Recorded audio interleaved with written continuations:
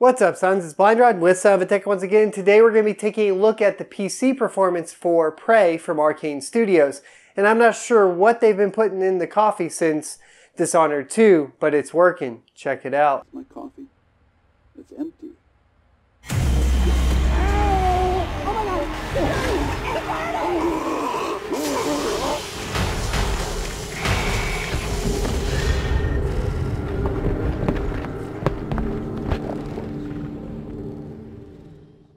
To start things off, as always, let's talk about the test bench first. It's going to be an i7-7700K mated to an MSI Gaming M3 Z270 motherboard with 16 gigabytes of DDR4 clocked at 2400 megahertz. The game is going to be running on an M.2 over SATA drive. It's 256 gigabytes and it is from BioStar. The part number is M.200. It's all going to be powered by a Thermaltake 850 watt bronze rated power supply, and that is fully modular in case you were wondering. The benchmark run itself is going to be in the mission The Apartment, so it's basically right at the beginning. The only spoiler here, spoiler alert, click away if you don't want to see this or skip to the benchmarks at this point, but the spoiler is going to be that for this benchmark run you would hit the glass, which is actually not your penthouse, but you are in some deep dark dungeon below ground, presumably, at least from what I can tell right now. So after you've done that, you kind of want to go and cue the little how-to for the wrench, and then walk back through your apartment and then turn around. This is where I did a quick save so I could do all of the benchmark runs.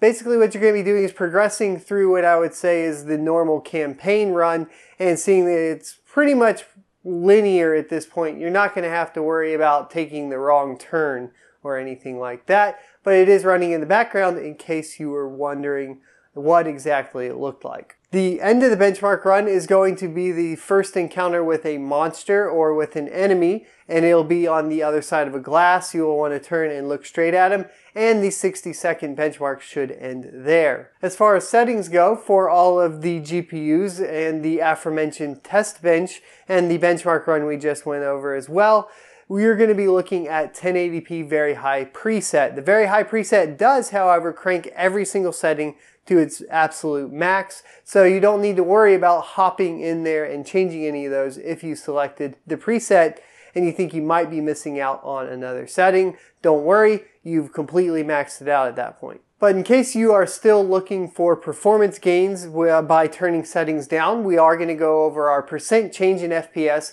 by setting, and let's take a look right now. So you'll see that the best option you're going to be able to get is going to be 10% change in FPS, and that's going to be the setting Screen Space Directional Occlusion. Turn this off and you should get yourself from a 55 FPS to a 60 FPS pretty easily. Screen Space Reflections comes in second with a 4% change, and that is followed up by Object Detail and Shadow Quality, which both provide between a 2 and 3% change in frame rate, at least at 1080p. Texture Quality and Anisotropic Filtering, however, do not seem to have any effect on frame rate.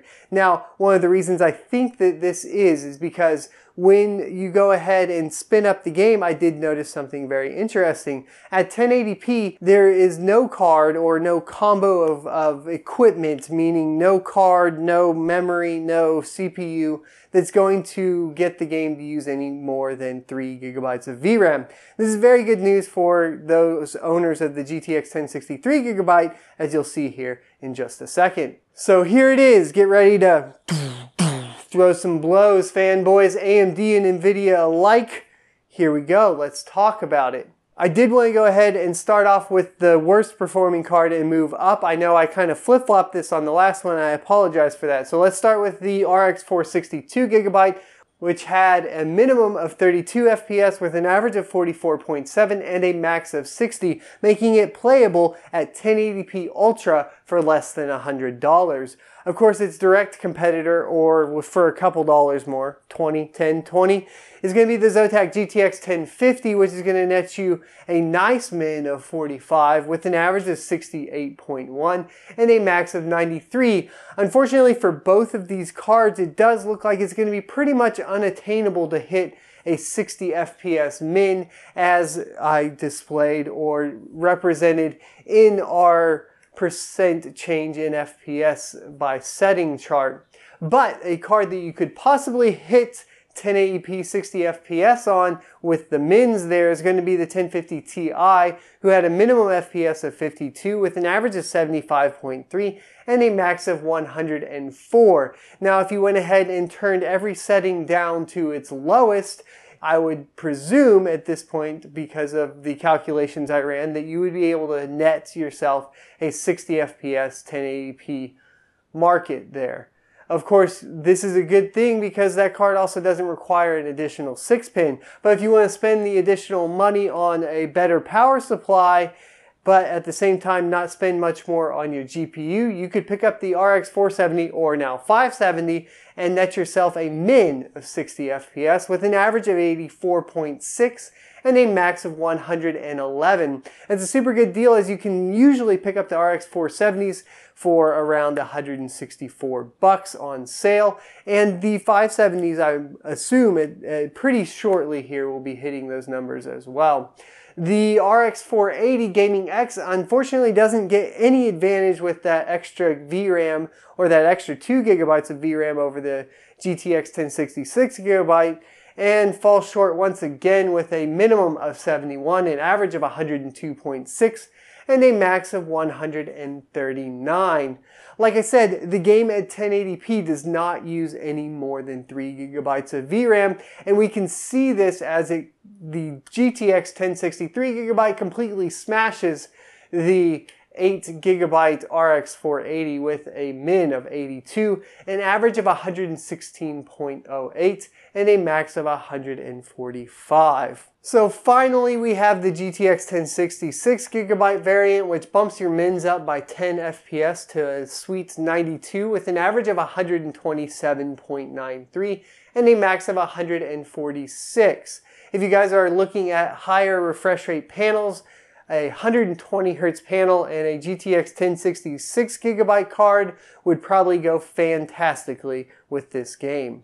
So there you have it. There are the GPU results, and as we can see, it's kind of been a repetitive thing lately. AMD is just not being able to keep up at this point, at least in the last maybe 4 titles they have released, and that's unfortunate. Now, I have noticed that we have gotten some better performance out of the RX 480 and the RX 470 over time, but I think it still hurts AMD to not have a strong day one performance, and it's worth pointing out that at this point, if you want the best experience for Prey, you're going to want to be looking at the Green Team once again. This was actually quite surprising to me because at the opening of the game, you have a splash screen for AMD Ryzen. Now, those markets are completely separate, so I think that it was warranted going ahead and taking a look at the performance of Ryzen or the 1800X versus the 7700K. I say this because if you have a splash screen advertising a product that your game is best played with, then you would assume that you're going to get the most frames or the best performance on said product. So let's see if that's true, and we're going to go ahead and put it up against what I still consider one of the best frame rate whore processors out, and that being either a Skylake or a Kaby Lake 6700K or 7700K. So starting out with 4K, let's take a look. Alrighty, so you will see here that the 7700K at 4K with a Titan X Pascal netted a min FPS of 60 with an average of 81.07 and a max of 108.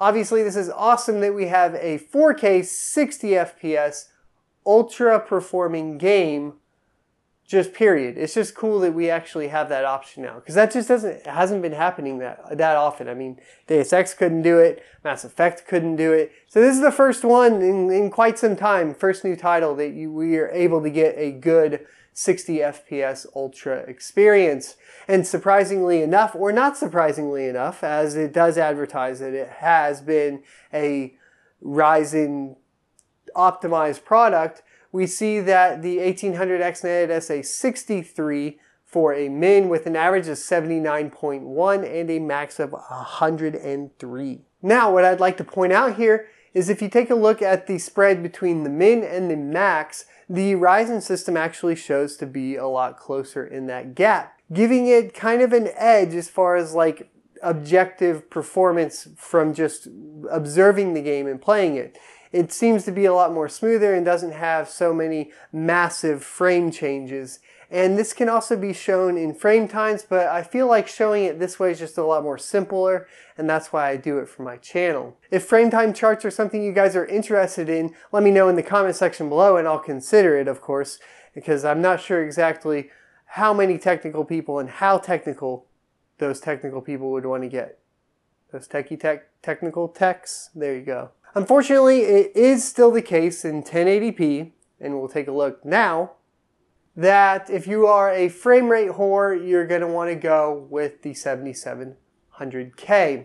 And by frame rate whore, I do mean that if you are looking at a 240 hertz monitor these days, I think your only option is going to be along the lines of a 7700K. And once again we see Ryzen fall short once we move away from that GPU boundness of 4K, and it nets a minimum of 134 with an average of 192 and a max of 236. While the 7700K will net you a min of 156 with an average of 214 and a max of 241. This means to me that you could have a 144 hertz 1080p experience on the 7700K with ultra settings on. So that's kind of a neat little observation, and I thought you guys might be interested in it. Let me know what you guys think about Ryzen game performance, as it does seem to be improving. I'm excited for that. I don't know if it will ever hit those numbers of the 7700K just because of that single thread performance. I think we will have to see a revision in the architecture sometime in the near future, or maybe down the line further out they'll have a whole new thing and we'll see what happens. Thanks for watching, guys. Be sure to like, comment, and subscribe down below, and as always, I will see you next Tuesday.